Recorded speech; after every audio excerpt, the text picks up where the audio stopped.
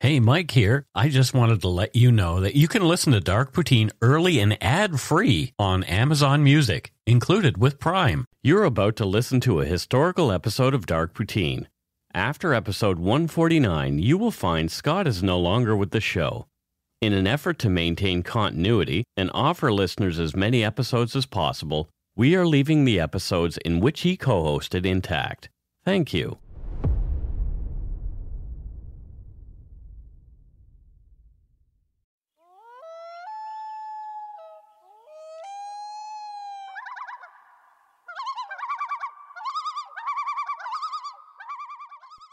Welcome to Dark Poutine. I am Mike Brown, creator and host. With me as usual is my good friend and co-host, Scott Hemingway. Say hello, Scott. You a good audience. You ain't sassy. Hi, everybody. They're bouncy audience. Bouncy. You a good puppy. Good listeners. The views, information, and opinions expressed during the Dark Poutine podcast are solely those of the producer and do not necessarily represent those of Curious Cast, its affiliate Global News, nor their parent company, Chorus Entertainment. Dark Poutine is not for the faint of heart or squeamish. Listener discretion is strongly advised. We're not experts on the topics we present, nor are we journalists. We're two ordinary Canadians chatting about crime and the dark side of history. Let's get to it. Put on your toque, grab yourself a double-double and an Nanaimo bar. It's time to scarf down some Dark Poutine. You sound like a pig. Yeah, it was a snorty chomp, which was actually my rapper name.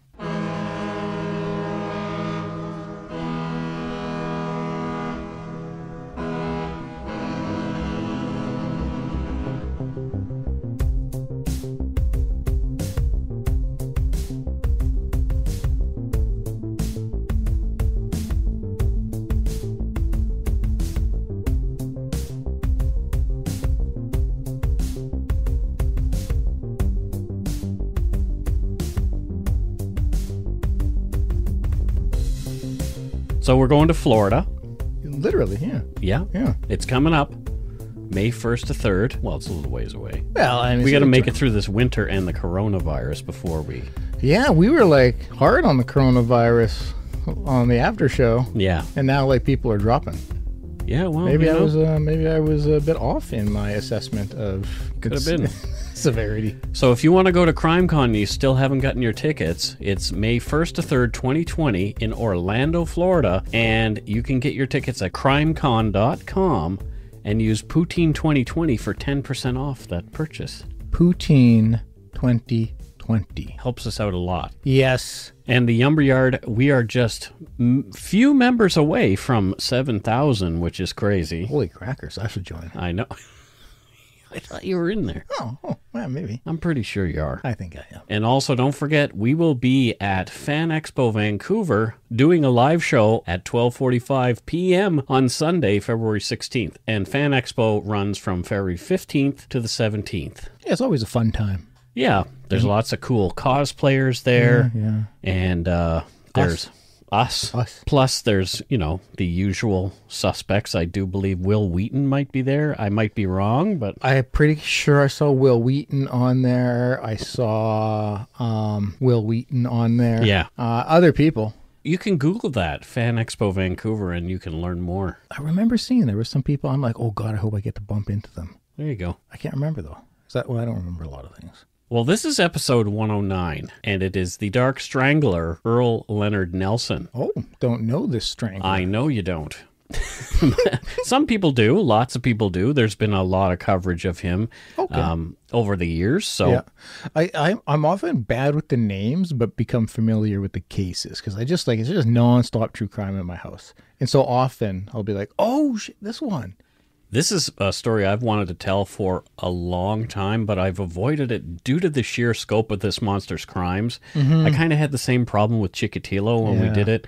It's just like I just felt like I was saying this person was murdered, that person was murdered, and spent 20 minutes on that. But at the same time, these are stories that I really feel need to be told. Yeah.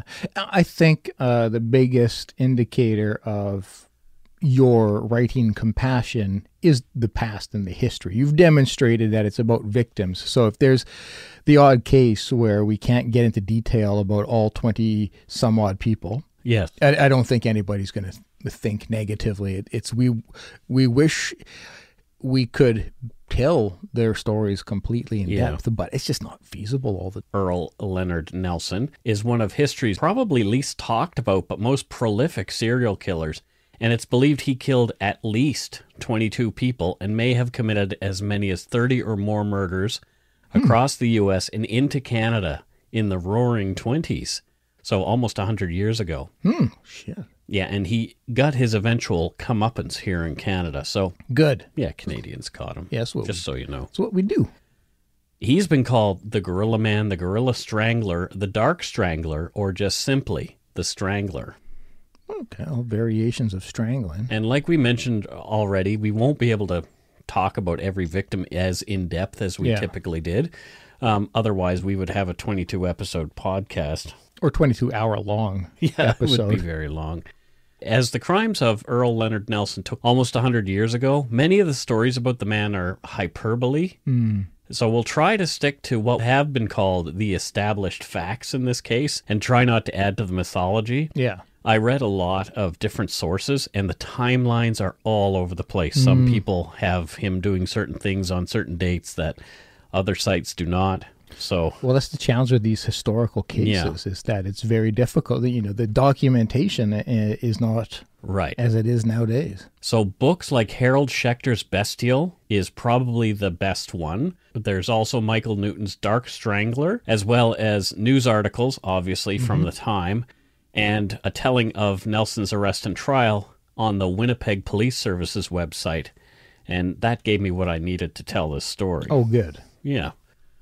We'll expand on his later crimes and his end here in Canada, but first we have to get a bit of Earle Leonard Nelson's formative history and early murders out of the way. Yeah, let's do that. Earle Leonard Nelson did not get the most auspicious start to life. He was born in San Francisco on May 12th, 1897. I think that's the same year as my grandfather. His teenage mother, Frances, died of syphilis when Earle was only 9 months old. I don't think I know anybody who's died from syphilis. Well, it's not typical anymore. Not in modern first world countries, anyway. Earle's father, James, followed Frances to the grave from the same infection just 6 months later. So he was only 15 months old and he'd lost both his parents. Oh, jeez. It is believed that the disease was passed on to Earle in utero as his mother was infected prior to his birth. Damn. Over the years, some authors have pointed to Nelson's congenital syphilis as a possible cause for his increasingly erratic and violent behavior from the time he was a child. Writing about Nelson and syphilis in his book, The Dark Strangler, Michael Newton stated that the symptoms may include issues with, quote, inhibitions or asocial behavior, impairment of judgment, concentration, and short-term memory, euphoria, mania, depression, or apathy. That's quite the list. It sounds like you. I think we've established that. I've got the killer virus. There you go. I have a book on hypochondriacs that I think we might go over on an after show. Oh, fuck. That I'm just gonna. I'll leave the after show with I'm clearly dying. Yeah. Of many things. So young Earle Leonard Nelson went to live with his maternal grandmother. He needed somebody to take care of him. Yeah, for Her sure. name was Jenny, and she ran a strict and devoutly religious home. Jenny was still raising two of her own preteen children when the infant Earle came into her care. Earle was always a handful, going from a seemingly endless manic energy one moment and in the next, descending into deep depression and hiding out by himself for days at a time, staring blankly out a window. Well, he has been through a hell of a lot in his short time to this point. Exactly. Harold Schechter wrote in his book Bestial that Earle was not considered, quote, presentable by his grandmother, despite her best efforts, and he was such a pig when he ate, his extended family called him the Wild Man of Borneo. Jeez. Well, that's not going to help this guy's a little... The Wild Man of Borneo was a, quote, circus freak back in the day. I figured it was that they used to wheel out. And, but clearly they don't think very fondly of him. Of little Earle. And it's going to only complicate whatever issues he's got going on in his noggin. He was forced to go to the Pentecostal church with his grandmother. He was expected to read the Bible every day and memorize passages therein, and his grandmother warned him of the hellfire that awaited him for being a bad boy. Oh, Jesus. So in his mind, he's already doomed. Sure. She's telling him, you're going to hell. She would rant about biblical passages and had a special affinity for, of course, the hallucinatory symbols in the books of Revelations. Fantastic. Yeah. He wasn't remotely well-behaved. He fought with other children, boys and girls. He was a well-known thief, stealing from local businesses. He would punch, kick, bite, all those kind of things. So he was expelled from one school at 7 years old and was considered a neighborhood terror. Jesus, by 7 years old. You're expelled from your local school. You have to go to another one. This is not a good start. Not a good start. In Bestial, Harold Schechter remembers the devastating 1906 San Francisco earthquake that measured 8.25 on the Richter scale. Holy shit. As proof of the Lord's rage against the heathens in the godless city. Holy crackers. Yeah. Wow. Okay. So, adding actual injury to what else was going on with this young man, a head injury when Earle was 10 years old may have also contributed to his violent behavior. From Schechter's Bestial, quote, "While trying to impress some older boys with his daring, Earle raced across the tracks of an oncoming trolley on a beat-up two-wheeler he had inherited from his Uncle Willis. The trolley caught the rear wheel of the bike, and Earle, sent flying, landed head first on the cobblestones. He was carried back home unconscious. His grandmother nearly collapsed when she saw the ghastly wound on his right temple. For nearly a week, the boy slipped in and out of consciousness, raving wildly when he was awake." End quote. So he nearly died of a head injury when he was a kid. Sweet baby Jesus. Yeah. Wow. And so I love that the treatment is, well, we'll carry you home. Yeah. And the grandmom's just going to be like, well, you just put him down. He looks terrible. Just lay him in bed. Lay him down. He'll, a week of like lucidity. Barely. Head injuries are often a thing in serial killers. Yeah, we've talked about that before. Violent people in general. This topic comes up a lot with Aaron Hernandez and stuff. So yeah. Well, I think it lowers your inhibitions and those kind of things. It can, yeah. It can definitely do that. Schechter goes on to say that after the 6th day, Earle claimed to be just fine, and it took 10 days more of bed rest to set him on his feet again. So he was like out to lunch for 16 days. Jesus. After that came memory lapses and frequent headaches that would plague him for the rest of his life. Undoubtedly. Okay. The man had a concussion. Oh, for sure.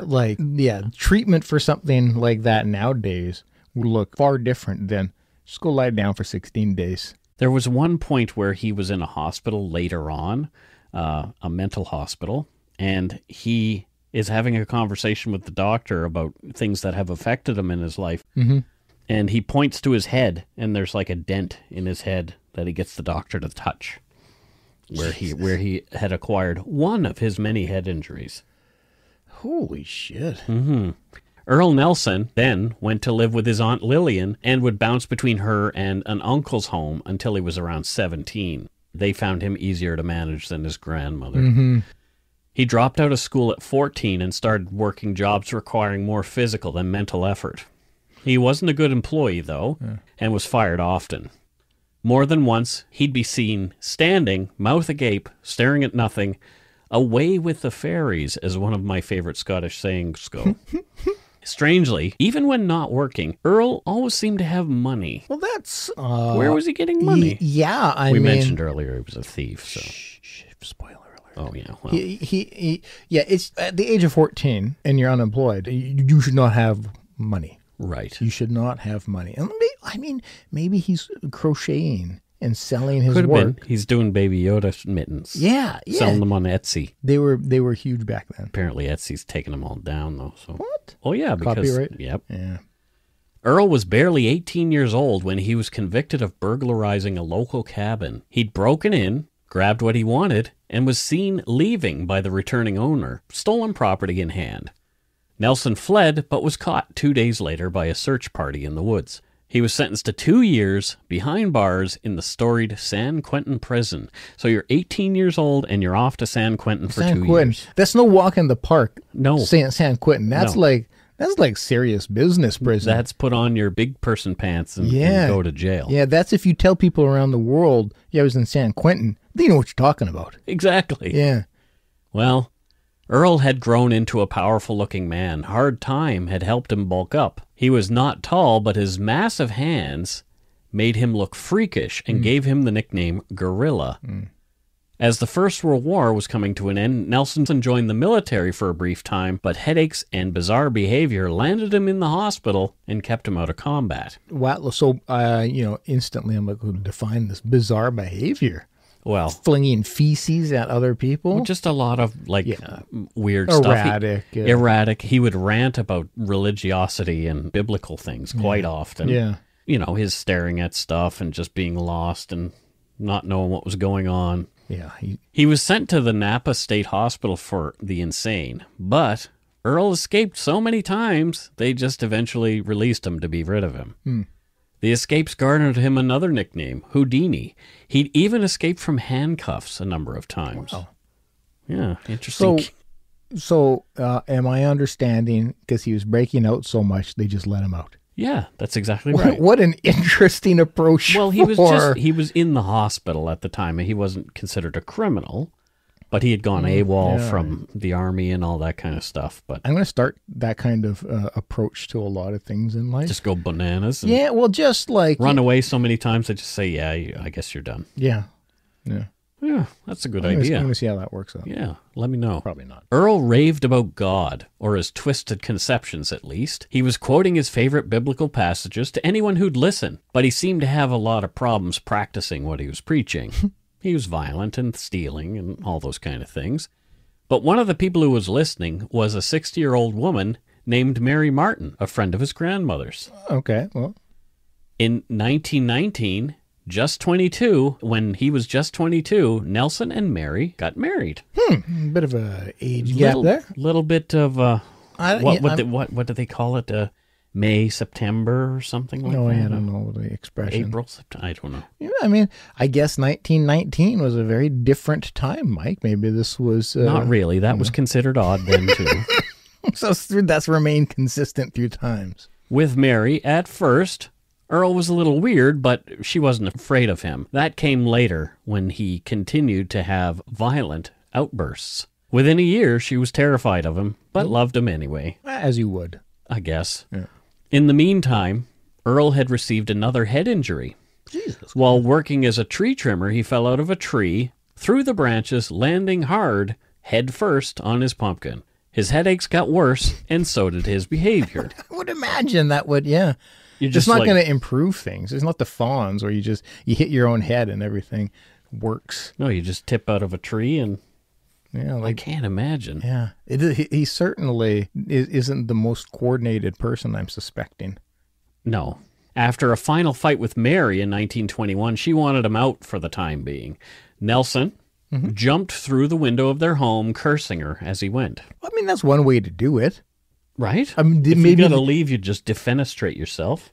I can't believe I got to use the word defenestrate. Wow, I don't even know what that means. It means to exit through a window or to be thrown out of a window or to violently go out of a window. Defenestration. Your whole life has led to this moment. Right. Where you could say that word. I love the word defenestrate. Yeah. And for all we know, like in the early 1900s, I don't know if doors were invented yet. So there were doors. There was like the Dukes of Hazzards of houses. That's how you would get in and out of you just jump through the windows. I've seen pictures of my grandmother's house in the 1920s. Yeah. Doors. Maybe she pioneered that. Maybe they were the first doors to have housed back then. Nova Scotian woman invents doors. This is what I'm saying. Well, doors existed. They just weren't attached to houses yet. Yeah, something tells me that's not the case. I think, which one of us is the historian? Neither of us? Let's not get bogged down in semantics. So soon after leaving Mary on May 19th, 1921, Earle, claiming to be a plumber, sent to fix a gas leak, talked his way into the home of Charles Summers. Nelson then found 12-year-old Mary Summers playing in the basement where he sexually assaulted her. Fuck. He was trying to strangle the girl when her brother came running, responding to the screams and commotion he'd heard downstairs. Good brother. Nelson dropped the girl, punched her brother and knocked him down, and took off into the neighborhood. He was captured 2 hours later riding a trolley, fighting the whole way to the police cells. Yeah, I went from, giggling and laughing and being jovial about this to pretty quickly, now I just want to break his neck. He goes from, I'm just a thief and maybe just a bit Clumsy. goofy and clumsy, but now he's super violent. Yeah, now I want to break his neck. Well, if you see pictures of his hands and the way he looked, it looks like he would just snap you in two. Well, you don't need big hands to be able to do that to me. Yeah. But, okay, well, I'll scratch him up is what I'm getting at. Earle was put into a straitjacket and tied to the bed after exhibiting extremely bizarre behavior in his cell. From a CrimeLibrary.com article written by Mark Gribben, quote, on his first evening in jail, he plucked his eyebrows completely with just his fingernails and began howling about seeing faces on the wall. Holy Jesus. Mm-hmm. And I suspect he didn't have peyote in there. No. Mary, who continued to support Nelson, agreed to his involuntary hospitalization back at the Napa hospital. So, from Harold Schechter's Bestial, paperwork spoke of some of the symptoms of Nelson's insanity. Quote, brought to DH, or Detention Hospital, order Judge Superior Court, Department 11, charged with attacking girl. At DH, patient apathetic. Difficult to elicit information, hears voices and spirits and sees them, threatens suicide. People about him say he is crazy, will not associate with him, claims to have lapses of memory. End quote. This guy sounds as though he was suffering. For sure. I mean, a lot of early trauma, a lot of head trauma. Mm-hmm. So that's not to say and not to pass off that's why he is the way he is, but there's no doubt that kind of brain trauma and life trauma is definitely going to have an impact. Yeah, it's going to muck with you a bit. Oh, it clearly, especially the head trauma, because that's not... that's physical. That's not something you can improve upon with behavioral techniques and whatnot. It's you got the trauma heads. Yeah. According to Bestial, during treatment, Earle admitted to doctors that he'd masturbated several times a day since he was 14 years old, and since married, had frequent intercourse with his elderly wife on top of the masturbating. Okay. He also admitted to regular binges on alcohol. He was diagnosed constitutional psychopath with outbreaks of psychosis just days after being admitted to the hospital. I mean, sounds right. Sure. I don't know what constitutional psychopath means, but... Like... the core of you is spoiled. Pretty much. Earle spent more than 2 years in hospital and had tried to escape early on, but seemed to be conforming during his second year. Well. He began to decompensate slowly and became restless. Earle escaped the hospital on October 5th, 1923. He was picked up in San Francisco and taken back to Napa, where he spent another 16 months on the wards. On March 10th, 1925, he was released as, quote, improved. Not better. Improved.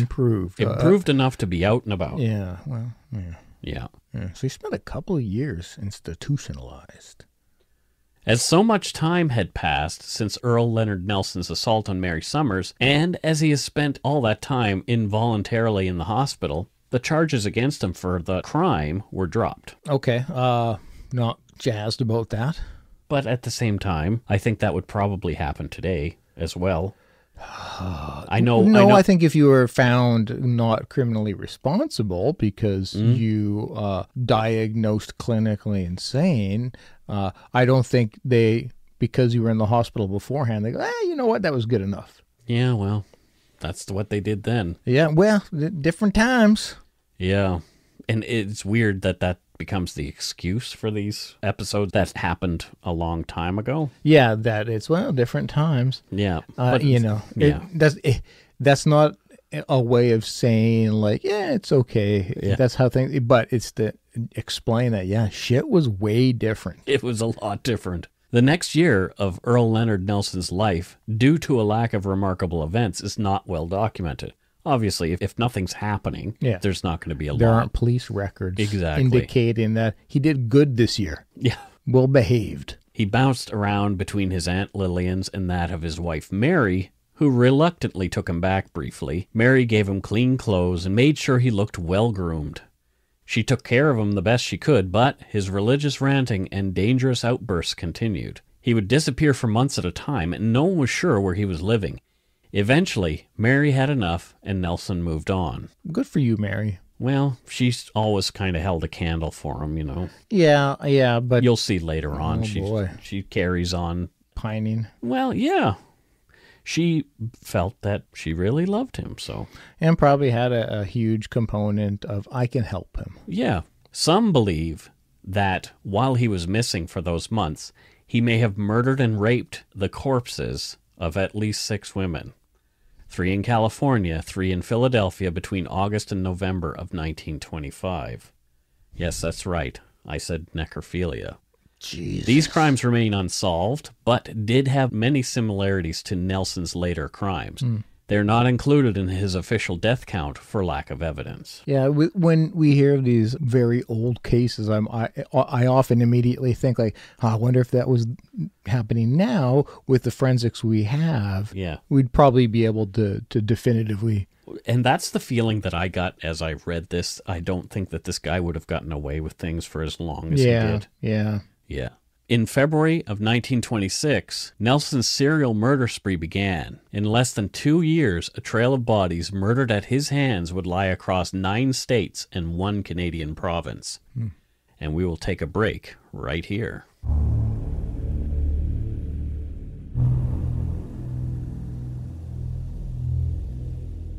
And we're back. So what are your thoughts so far? There's a lot to unpack so far. And there's more coming. I'm concerned about the life he led as a child. A lot of terrible traumas. Any one of those could significantly impact how somebody copes with life moving forward. What I feel badly for is all the people around him who were trying to take care of him.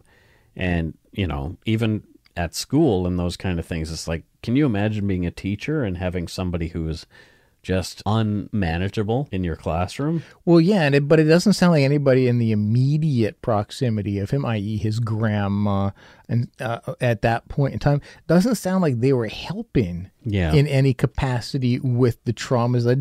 They were trying to give him a good education and a strict upbringing and those kind of things. In 1908 or whenever the hell, 1912, there wasn't a lot of...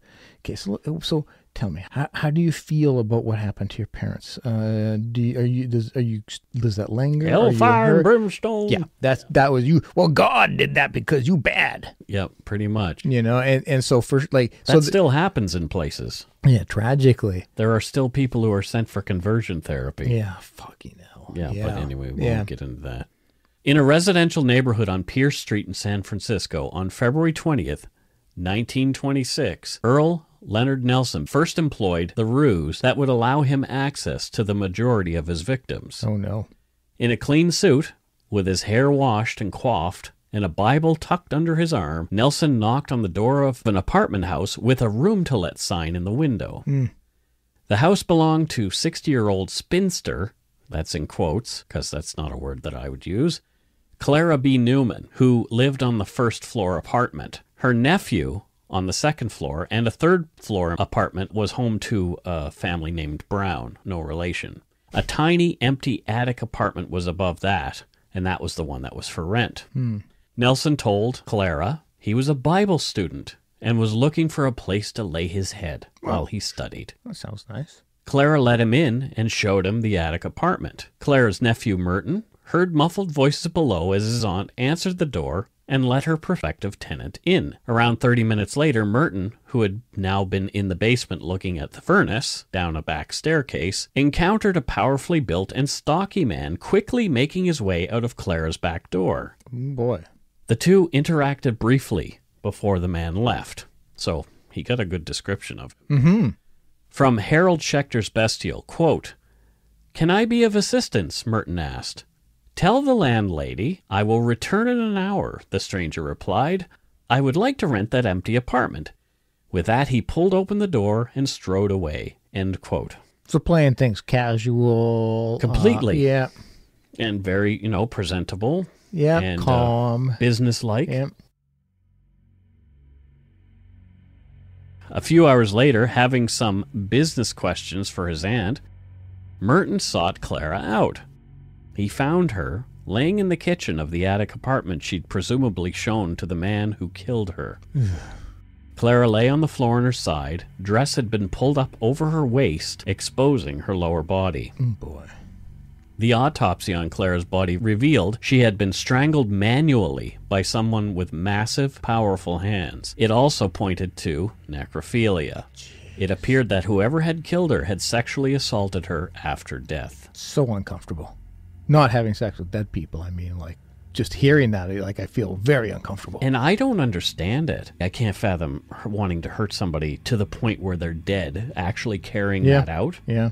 And then defiling them afterward? I assume that a lot of sexual crimes and violent crimes, it's about control, it's about humiliation. Yep. Yeah, so I think he's just following suit. On March 2nd, 1926, in Santa Barbara, another body belonging to a woman, this time her name was Mrs. Laura Beale, and she was 63, was found. She had been showing another room to let at her house at 521 East Santa Clara Street. Laura's husband, Harvey, found her on a mattress in the bedroom of the empty apartment. Jesus. From Harold Schechter's Bestial, quote, "From the condition of the room and dreadful bruises on her face, he could see that there had been a violent struggle. She had been strangled with the silken cord of her dressing gown, which had been twisted so savagely around her neck that it was embedded in her flesh. Her garments were hiked to her waist," end quote. Oh my, this guy is disgusting. Oh, it's repellent. Yeah. And it doesn't get any better. It's so much. And again, as with Clara Newman, Mrs. Beale had been raped post-mortem. Ugh. In San Francisco, on June 10th, 1926, Lillian St. Mary, who also had a room for rent sign in her window, was found manually strangled and displayed in much the same way as the other victims, on the bed in her spare room that she had meant to let. She had been raped after death. Police were becoming frustrated, the public was afraid, and according to Schechter's book Bestial, it was now that the paper began calling the mystery murderer the Dark Strangler. Yeah, his MO was quite specific and consistent. Yeah. On June 24th, 1926, so we're looking at 14 days later, just 2 weeks, Ollie Russell, 53, was found in her Santa Barbara home. She had been strangled and raped after death. Here we go again, fourth time. In Oakland, California, on August 16th, 1926, Mary C. Nesbitt, 52, was found strangled and raped in her apartment building. Her husband, suspected at first, was questioned and cleared. Well, that's good. I'm glad he was cleared. Can you imagine you discover your wife dead, strangled, raped, all of the above, and you are the one who is questioned harshly? Yeah, I was... And in those days, the questioning wasn't exactly like, come on in and we'll have a little conversation. Oh, and the rules of interrogation are vastly different. I'm pretty confident there were punches thrown. Phone books. Yeah. Rubber hoses and stuff. I can't imagine. I was just listening to to another podcast. I don't remember which, but it was talking about a mom who was convicted for killing her kid and then was found to be innocent. And it's just like how traumatic is it enough to have to deal with a dead relative, with the loss of your child, and then to be wrongfully incarcerated? Just terrible. Yeah. Most likely due to the heat of the investigation in California, Nelson moved north to Portland, Oregon for his next murders. Making up for lost time, Nelson killed 3 more women in just 3 days. Wow. On October 19, 1926, Mrs. Beta B. Durkoop Withers was found stuffed into a trunk by her 15-year-old son. She had been strangled and raped after death. I have to say this every single time, just so you know. Well, it's an important fact. I mean, it's his signature. Yeah, exactly. That's his signature. 59-year-old Virginia Ada Gray Grant's strangled and defiled body was found behind the furnace in the basement of her boarding house the next day, October 20th, 1926. And the day after that, October 21st, 1926, Mabel H. Fluke was found having been strangled and raped after death in the attic of her boarding house. Jesus Christ. And on that note, Mabel is a greatly underused name nowadays. Actually, those older names are starting to make a comeback. Oh, really? They are, yeah. Eugenia and things like that are starting to make a comeback. It's interesting to see. Yeah. I might. Yeah, I have yet to meet a little boy named Ebenezer, though. I think that's fantastic. It really is. He went quiet again for another few weeks. On November 18th, 1926, Nelson was back in San Francisco, where he strangled Anna Edmonds, 56, with a rag and then raped her corpse. On November 19th, the next day, in Burlingame, California, a 28-year-old pregnant woman with the last name Murray was attacked by Nelson as she showed him the home that she had for sale. Luckily, even though she was with child, she was no frail elderly woman and was able to fight him off and survive the attack. Good. But again, another good description of this guy that the paper is disseminating.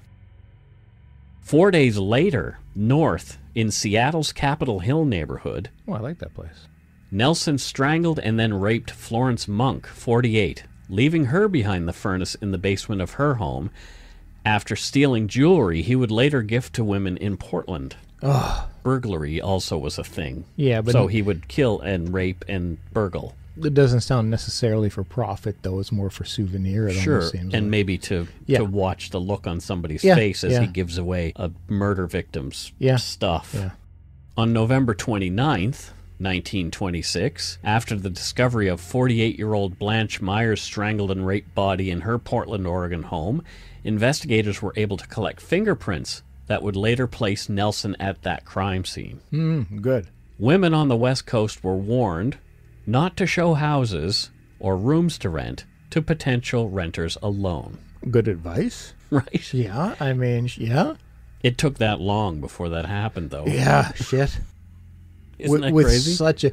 But again, we're so used to current technology and forensic tools. We have online databases now where fingerprints or shit. It's like, yeah, back then. Yeah.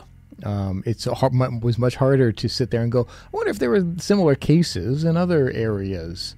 Yeah, they wouldn't be able to get together. It's like we saw that even as late as Clifford Olson. Yeah. They had to get into a room together to figure out who was doing what. Yeah. But because this case was so well known through the media, people were on the lookout for this, and they began to make these connections kind of earlier, but they couldn't catch the guy because he moved around so much. Yeah. Out of fear of capture, hitchhiking and hopping on freight trains, Nelson headed east. He stopped in Council Bluffs, Iowa, where he strangled and raped Mrs. John Berard, 41, in her home on December 2nd of 1926. Oh, my God, this guy. In Kansas City, Missouri, on December 27th, Nelson strangled and raped 23-year-old Bonnie Pace.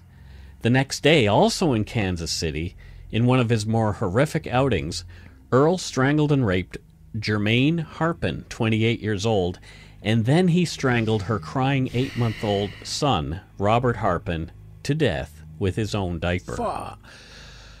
Holy shit. And there's just no cool down with this guy. Typically, serial killers weeks, but that's barely... He'll go on a binge while he's doing it. Yeah, so. And weeks is barely anything in the world of a serial. I mean, typically you'll have somebody pace it with a couple of months in between each occurrence, but he's just like... Give it a couple of weeks, then go on a blitz. Couple of weeks, go on a blitz. Well, interestingly, after killing a baby, probably horrified by his last crime, he went quiet again for a number of months. Good. Not committing any murders that we actually know about. Yeah.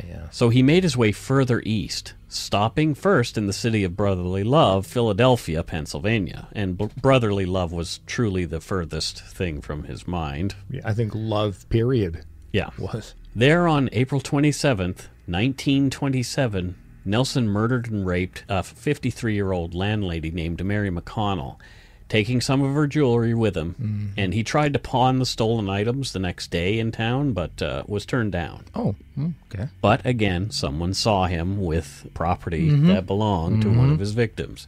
I can't imagine the police are like, what the heck is going on? This guy is just all over the place. Yeah. And by this time, the description of him was in like post offices and tacked to bulletin boards and police stations across the country. He'd been seen on so many occasions, authorities had a pretty decent idea what he looked like, at least. Yeah. But they still didn't know who he was. On May 30th, 1927, in Buffalo, New York, 53-year-old Jenny Randolph's body was found underneath the bed in her home. She suffered the same fate as the rest of Nelson's victims. Which we all know what that is. Yeah. Moving quickly to throw cops off his trail, Nelson killed 2 women in the Detroit, Michigan boarding house on the same day, on June 1st, 1927. He defiled their bodies after death, as he typically did. Yep.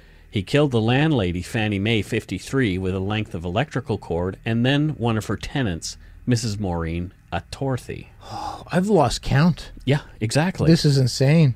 It's nuts. This is why I have problems with these cases. Yeah. Because this is what happens. Yeah. And Carol mentioned it to me earlier. She listens to a podcast about neurology because that's kind of her pet thing. Yeah. And how a human can only have so much empathy for a certain amount of people. And after a while, you just numb to it. Yeah. And I don't want to do that in our podcast and just become numb to all these things. Yeah. I want each one to have an impact. Yeah. So that's why I kind of didn't pull punches in talking about what happened to these people. Yeah, good. Makes sense. Nelson's last murder in the U.S. occurred on June 4th, 1927 in Chicago, Illinois. Mary Cecilia Sietsma was found strangled with a cord from one of her household appliances, and she had been raped post-mortem. Of course. Feeling the police close behind him, the killer crossed the border into Canada, making his way to Winnipeg. It's unclear whether Earle Leonard Nelson was aware that the U.S. didn't have an extradition agreement with Canada at the time, but I don't think he was that intelligent. No, I get that. Yeah, that. It was my instant thought process was just coincidence. He wasn't aware. On June 9th, 1927, 14-year-old Lola Cowan left home to sell artificial flowers in the afternoon. She was not seen alive again. From an article in the Winnipeg Evening Tribune, only days after her death, accompanied by a picture of the innocent victim of the gorilla strangler. Quote, she was found by a roomer in Mrs. John W. Hill's rooming house at 133 Smith Street, Sunday afternoon, dead and naked under the bed.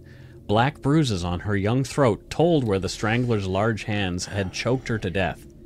She had been assaulted, the coroner's examination showed. So that's their nice way of saying what had happened to her.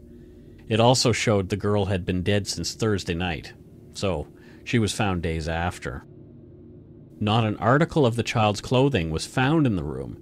The strangler had taken all of it after he had shoved the girl's naked body where it was found, far under the single bed, huddled face to the wall. End quote. I find the fact that he constantly is hiding the bodies interesting, even though I don't think he really needs to, because where they're in rooms and homes. But maybe he's realizing what a monster he is.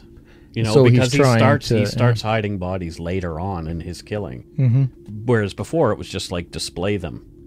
As he went, he would sort of tuck them away. Yeah, I can maybe hiding them from his guilty conscience. Or it could have been just like, this gives him time to get away. It could have been that simple. My instincts tell me that he's just trying to prevent them from being found quickly to give him more time to escape. But then it's like, it's not like you're burying them or putting a lot of effort into hiding them. No. So I'll put them under the bed. Yeah. It's like, well, that's not the best hiding job. No. Mrs. Emily Patterson was to be Earle Leonard Nelson's last known murder victim. She and her family had moved to their apartment at 100 Riverton in Winnipeg only 2 weeks prior, immigrants from Ireland. Shit. Emily had not been at her home when her husband returned that evening. He couldn't find her. It was not until he was putting their sons to bed that he discovered his wife's body. Oh, jeez. She'd been bludgeoned with a claw hammer and raped after death. All their money, around $60, had been stolen as well. He had crammed her under her own son's bed. Oh, my God. There were other indicators present leading police to believe that the Dark Strangler, so sought after in the U.S., had made his way to Canada. Yeah, well, again, his signature, his M.O. is so specific and telling. Yep. The Canadian newspapers began publishing stories containing the suspect's description and a reward for his capture. It was like $1,500. A lot of money in those days. Yeah. According to Schechter's Bestial, the Manitoba Free Press bold headline on the front page read, quote, "Killer is still at large. Identify Strangler as much wanted gorilla man. American police join in the hunt for elusive slayer." End quote. It's pretty salacious. Yeah, right? And most news was in those days. Oh, yeah. We talk about that in the social media world where people will always like, it's a gotcha headline but yeah, it's not new. It's 1920s clickbait. So exactly the word I was looking for. Exactly. So yeah, it's nothing new. Nelson ran to Regina, Saskatchewan, being spotted many times on the way and standing out like a sore thumb as a disheveled stranger. From Mark Gribben's CrimeLibrary.com article, quote, "Earle Nelson was 5 miles from the U.S. border when the first lawman caught up with him. His description had spread throughout the province and every border town was on alert. When Nelson stopped in a general store in Winnipeg, Manitoba to buy food, he was recognized by the store owner and a patron who knew of the $1,500 reward and notified the law. Yeah. Nelson was headed out of town along the southbound railroad tracks, aware that he had been spotted. He'd gotten about 1.5 miles away from Winnipeg when the local constable appeared in front of him, revolver drawn. Yes. Earle Nelson immediately raised his hands and surrendered. Go Canada! End quote. The RCMP always get their man, right? Clearly. Amazing. Yep. Well, guess what? Oh, shit. He was calling himself Virgil Wilson and claimed he did not know anything about the Dark Strangler. When the man was left alone briefly at the Killarney jail, he managed to pick the lock of his cell with a piece of wire and took off into the darkness, hiding out in a nearby barn. I got the mads. He got away.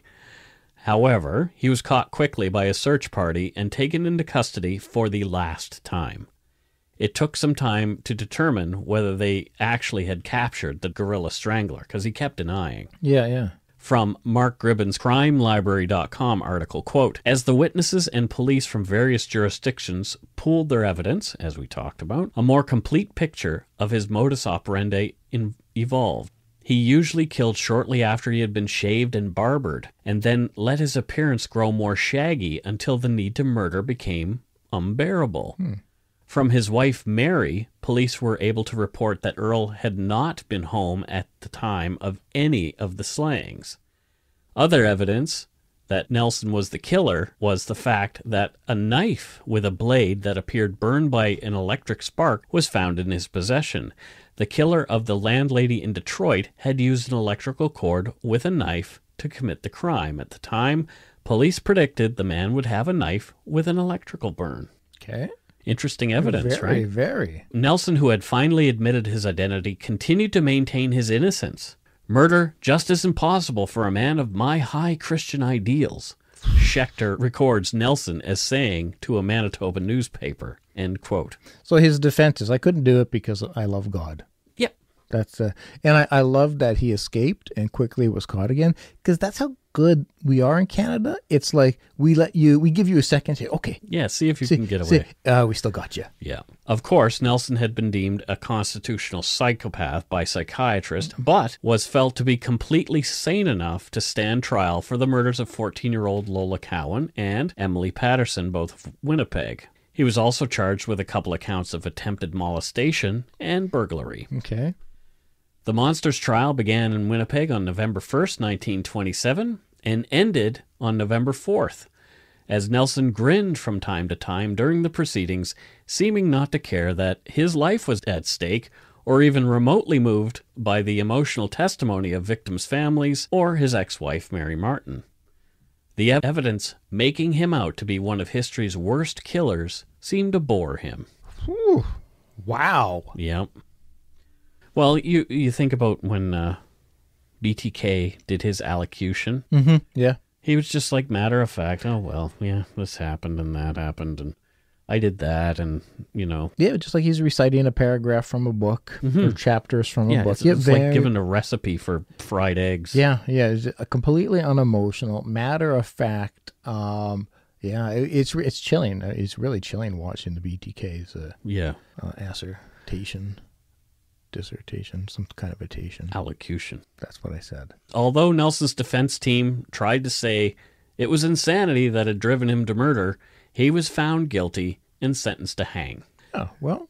From the Winnipeg Police Service's website, quote, at the end of the trial on November 4th, the jury took 48 minutes to find Earle Leonard Nelson guilty of murder and sentenced him to hang. There was no appeal. On Friday the 13th of January 1928, after walking up 13 steps to the gallows, Earle became the 13th person to hang at the Vaughan Street Jail. End quote. Yeah, I can't say I'm mad about that. A lot of 13s. And it's a lot of 13s. Right? That is a lot of 13. But if there is a day that you're going to go out to be executed, why not? That is the day. Friday the 13th. Yeah, that is the day. So that's it for this week's story. Holy crapola. Yeah. Another one of those insanely insane ones. Yeah. These ones I wouldn't say struggle with, but I find most fascinating because, again, I start off with some empathy because you hear about this terrible upbringing. Mm-hmm. Trauma after trauma after trauma. And but a lot of people have that. Yeah, but anytime I hear about a child suffering through traumas, my instinct is to want to hug, like to tell you're going to be okay. And then when you realize, well, okay, I know what this person continues to do in life, you just like, there's such a conflict of feelings where, this poor kid, I know he's a piece of shit. Isn't it interesting how we can forgive bad behavior of the child, but the minute that they're an adult, it's like, nope. Well, no, unless you're tried as an adult. Yeah, I mean, one's brain is not fully formed, and you have not yet garnered enough experience in life to know what you know as an adult. And isn't the formation of that brain part of the whole trick? Like, so you end up messed up because of you were messed up. Yeah. Yeah, absolutely. But that's the whole. How traumas impact people is because you now your way of coping with certain situations is flawed. Now, this guy sounds like he would have never been rehabilitated at all. It sounded like he was so caught up in the sexual aspect of it that it was and the control and the power and the domination. He was just driven. He was bloodthirsty. Yeah, and it certainly seems like there's not even 1% of remorse. Yeah. He doesn't seem to have any issues with what he's done. Yeah, so we go back to these cases. Like, this is why I hesitate to cover cases with many victims. It's not only horrific that so many people die, but we can't talk about them as individuals. You can only mention and move on to the next name. Yeah. Yeah. I would like to cover more of these cases, though. I think we'll be more intermittent with them. Yeah. I do that we can discuss the victim a little more. More individual related crimes. Yeah. These cases, though, are definitely interesting, but at the same time, I don't want to lose our compassionate approach and the spirit of what we do. Well, in a lot of these large cases with multiple victims, they are often covered by a lot of other podcasts as well. So if we are covering one, it is kind of good to go and dig back and find something that hasn't really been talked about that often. Yeah. I don't know. Yeah, it's tough. Yeah, because compassion is our... We're not murder porn, right? Like, no. There's plenty of those folks out there who'll have a beer and a laugh and all that kind of stuff while they're telling the story. And not to say that that's good or bad. It's just the way that they do it. Yep. But ours, I think the reason we're a little different is because we take the time. Well, it's at the core of who we are. We genuinely give a shit about people, and the thought of us doing or saying anything in life that can hurt somebody is very, very, that sticks and hurts. It sticks with us. And so, the compassion is just a part of who we are. I like to think. I think so. So it's time to lighten things up, Scott Hemingway. You a good puppy. Yeah, you ain't sassy. You a sassy puppy. That's a funny thing. You ain't look me in the face. It's nasty. Oh, man. We have a few voicemails. Holy shit. Obviously, we can only play a couple of them. My God, yeah. So let's go with one of the shorter ones here. Because, you're not getting 3 minutes on the show. Hey, you guys, this is Owen in Halifax, Nova Scotia. I'm a construction worker out here. Love the show. Your saying has reminded me of the saying we have on the site for our foreman and other folk. We like to say, go fuck your hat. So maybe I should consider doing that. Also, maybe consider doing a series on the idiot meth and drug war that happened here back in 2008, 2009, the morons in Spryfield shooting at each other. That was quite a thing. Anyways, take it easy and go fuck your hat. I'm doing it now. I love Nova Scotians, number one, because I'm one of them, but also because we are colorful people. Yeah. Oh, absolutely. Absolutely. So thank you, Owen, the construction worker from Halifax. And we will go fuck our hats as well as go shitting in them. Yeah, but I think not at the same time. No, you don't want to mix those two things. Yeah, you want to shit in it probably after. Yeah, yeah. Because, or well wash it before you fuck it. There's all kinds of things that have to happen. Yeah. Right. Clearly. But thank you so much, Owen. You rock, and you might even roll. But thanks for giving us a call from Halifax. Appreciate that, Owen. Muchas gracias, or as we say in Nova Scotia, thank you. And here's another one. Oh, this one looks like it might be from Edmonton. So hopefully it's not somebody raving about Scott being hateful to the Oilers. Let's give this one a listen. Hello, my name is Melissa Laviolette from Edmonton, Alberta, and I just want to say thank you very much for your weekly shows. I really appreciate them, and they make my workday a little bit sweeter. I have been reading a little bit about a girl named Anne Hamilton Byrne. She's called the Mama. She was a cult leader, and I would really like to hear your guys' take on or the narration of what you guys think the story would be like. Take a peek, and I look forward to the next episode of Dark Routine. Thank you very much. Bye. Interesting. That's an interesting case. I've never heard of that case. Mama? So we might give that a peek. Yeah. Yeah, we do like ourselves some cults. Well, yeah. I've just I've added six cult stories to my book. Sweet. Wow. I'm talking about 6 different cult-like things. Wow. Yeah, they're just fascinating how one is able to control many. Our friend Alan Warren has just written a book about cults and sent it to the editor, so he's got one just about to come out. He's a good puppy. Yeah, he's a good puppy. Alan Warren is a good egg. Although, he does get wound up about things. But anyway, good on you, Alan. So if you want to give us a call and send us a voicemail, you can do so at 1-877-327-5786 or 1-877-DARK-PTN. That's 1-877 Dark Putin. And we harmonized. Yeah, we did. It's amazing. It's beautiful. We're like the Beatles over here. Pretty much. Well, I don't know about that. I said pretty much. Pretty much is not exactly. It's close enough, though. Close enough. Hey, nobody gets hurt if we just tell stories. Right? Well, I hope not. Well, I mean, it depends on the story. Yeah. We don't make things up about people. Well, I mean, unless it's Christmas. Too soon? Too soon. No, it's not too soon.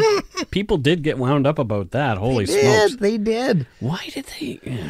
I think they felt betrayed because they didn't recognize our pattern for Christmas specials. And Right. they thought we betrayed their trust by lying to them. And it was a joke. Right. Was There's a difference between a lie and a joke. Yeah, we weren't. It's like if you said, that would be like getting angry at Saturday Night Live and saying, Yeah, you lied to us. Well, no, because they weren't trying to tell you. it's satire. Yeah, exactly. Yeah. Well, that's Satire. satire. That's what we were trying to do. I don't know if we were successful at it, but I think we were very successful. So successful that some people didn't realize. yeah. Yeah, some people were well. Which sucks. I mean, that's not what we wanted people to feel, but We wanted them to feel Christmassy. we wanted to make people laugh. Yeah. And I think we did. I think we did with We made the majority of people laugh. 99.9%. Exactly. So And that's what's important. That's a good percentage. It is a good percentage. I know my percentages. You do know your percentages at times. Yep. Usually not the right times. Oh, no? Yeah, I don't know. Oh, well. Yeah. Let's get started with some Patreon shout-outs. I would like that. How about Alyssa Robinson from Osgood, Ontario? Osgood. That would also be a great name. Osgood? Yeah. Yeah. Osgood. Gertrude. Thank you, Alyssa Robinson. Thank you so much, Alyssa. We appreciate your support of the show. Caitlin Morgan. What's this? Another person from Harrisonburg, Virginia? That's weird. Well, we do a lot of marketing there. Apparently. And Scott Arsenault from East Lansing, Michigan. Oh, sweet. Got a Wow. little Michigan in the house. Yep. Jeanette England from London, Ontario. What? Yeah. Wow, there's some interesting folks here. Well, there always is. Right? Kelly Manderville from Moncton, New Brunswick. Yeah, Kelly. One of my favorite little towns. Moncton. Moncton. We covered the Mountie murders in Moncton at that time, yeah. And next up we have Lisa Miller. And I don't know where Lisa's from. Lisa Miller is from Cape Fear. We had someone from Cape Fear last week, didn't we? No, we did not. Oh, okay. I did. No. Oh, well, maybe it's because I watched both the old version and the new version. And then that might be the case. we saw the Simpsons Cape Fear show. Do you remember that one? So, where I do. Yeah. Sideshow Bob is under the car. Yeah, I do. So, yeah, that must be what you're recalling. Because no, I had not mentioned the Cape Fear yet. So what's going on with Lisa Miller in Cape Fear? Does she hide under cars? No, what she does is she makes fear capes. She makes fear capes. Yeah. So are they very she makes the cape so somebody can turn around and scare the crap out of somebody? no, with the cape? but that maybe she should expand into that. But no, it's a cape that has like serial killer portraits on the cape. So it's to instill fear. It's to make you scared with fear. I think you're ill. Clinically. Yeah, clinically ill.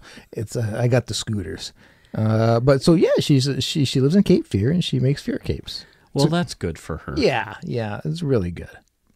Next up, we have Rebecca Wagsback, and she's from Conroe, Texas. Oh, sweet! I like Texas. Yeah, I haven't been to Texas. I would like to go to Texas, certain places specifically. I like Dallas. Yeah, that's one of the places I want to go. I really want to go to Austin. Dallas was very, how can I put this? Concretey. There was lots of roads. Sense. I suspect that. Yeah, it sounds about right. Yeah, it was very roady. Yeah. Oh, roady. Yeah. Wow. So you couldn't go to and fro. And I went to the book depository. And I think it law. It was amazing. Yeah. I went with Shay and Aaron from All Crime, No Cattle. So listen to that show. They're fantastic. But yeah, I went with them and we had a great time. And it's one of the best museums I've ever been in. And all that nonsense about Oswald not being able to make those shots, I could have made those. Just so you know, it's a very small area. It's not as big as it looks. Really? Interesting. Okay. Nope, not at all. Very interesting. Next up, we have Marion R. Khan from Jackson Heights, New York. Wow, New York in the house. New York. Thank you, Marion. Very much thank you. Marion's my mom's name. Is it? It is. Oh, that's adorable. Spelled a little different than this Marion, but yeah. Well, one of them's right. Or both of them. Sure, that's what I meant. Exactly. That's what I meant. think both of them are correct. And next up we have Jay McMillan. And I don't know where Jay is from. Oh, pretty close locally, Steveston. Oh, Steveston, Yeah. That's a neighborhood in Richmond, Yeah, British it's a Columbia. lovely, lovely area. Is Jay a tuna fisherman? You're close. Okay. Works in a restaurant. Oh, okay. So deals with tuna in one way or another. No, it's not there's no fish on. What kind of restaurant is it? Is it the Hog Shack where we went? It's not, but that was good. That was good food. Yeah, I had the brisket. Yeah, you did. Yes. Yeah, I had brisket tonight for dinner. What the hell's happening? Wow. I don't know. Carol bought some brisket. Wow. No, all they sell in this restaurant is shortbread. What? Yeah. I can't see that being very popular outside of Christmas. Oh, it's huge. Oh, it's huge. Yeah. What's huge? The restaurant is huge? Or the business. Oh. Like they're thinking of expanding. Yeah. Yeah, they open locations. Is it shaped shortbread, or is it like it looks like loaves of bread shortbread? Looks like loaves of bread. Oh, interesting. I've never seen that before. No, well, this is why they're so popular. They're breaking new bread ground. Yeah. Yeah, so it's go check it out in Steveston. I'm fairly certain you've hit your head this week. I think it's called the Breadatorium. The Breadatorium. The short Breadatorium. Yeah, in There you go. Steveston. It's delicious. Go check it out. I've never eaten there, so I can't qualify that. But I don't even like shortbread. But the word on the street is it's great. There you go. We did get some donut money this week from our people who send us one-time support at darkpoutinepodcast@gmail.com. This one was from Kelsey Johnson. Thank you very much, Kelsey, for your contribution. Super thank you, Kelsey. Yes, we definitely needed that. Mucho thanko. And interestingly, Wild North Fermentation. What the hell? From wildnorthfermentation.com, they sent us some donut money and said, sorry about the Patreon membership. Oh, I know who this is. I thought it was an instant charge and I would still have access for a month. My bad. I did receive your message this morning. Love your podcast and all the work that you guys put into it. Jasmine. So we gave her a shout out last week. Okay. And then I noticed, oh, wait, her Patreon was canceled. And I messaged her. I said, did we offend you? And some way I thought we'd offended her by our shout out. Yeah. The way we did her shout out. This is the compassion part again. Mike. Yeah. And she got back to me and said, oh, no. I just made a boo-boo. And it was like, oh, okay, good. Oh, phew. Fair enough. Oh, that's nice. Because I saw like instantly, wow, someone is a patron and then they're not after their shout out. And I thought, is this the one? Is this did we say something and hurt somebody's feelings? Is this the one where it happens? It wasn't. Phew. There you go. And also from Amanda Beers. Oh. Thank you so much for all you do. The Lumberyard communities are amazing, and I feel so lucky to be a part of them. Thank you, Amanda Beers. No, we're the lucky ones to have you a part of them. Yeah. Thanks for supporting us. Very much so. Thank you, Amanda. And thank you to all our patrons, past and present, for your pledges. We really appreciate your support of the show. It has helped us so much. We've been able to buy new equipment. We're going to be traveling to CrimeCon. Yes. Looking forward to that. We're even considering the CrimeCon in the UK, although it's one day. Oh, but I would love it. I have reservations about a one-day expensive jaunt? Yes. But, yeah, it would be fun. It would be fun. We'd have to make a thing of it, I think. For sure. Alan Warren wants to go as well. Maybe like a live show coordination kind of a thing. Yeah, there are some great podcasts there. Yeah. If you want to help support the show, you can do so at patreon.com/darkpoutine, or, as I mentioned, for one-time support, send us donut money via PayPal at darkpoutinepodcast@gmail.com. And if you don't already, please subscribe to the show. You can easily find us on iTunes Podcast, Stitcher, TuneIn, Spotify, or wherever you get your on-demand audio. Check out darkpoutine.com for show notes and other cool stuff. Give us a follow, like on Twitter, Instagram, Facebook, etc., etc. Search for Dark Poutine to find us. Most importantly, tell your friends. Word of mouth is a powerful thing. Until next week, don't forget to be a good egg and not a bad apple. Yeah, be a good puppy. Be a good puppy.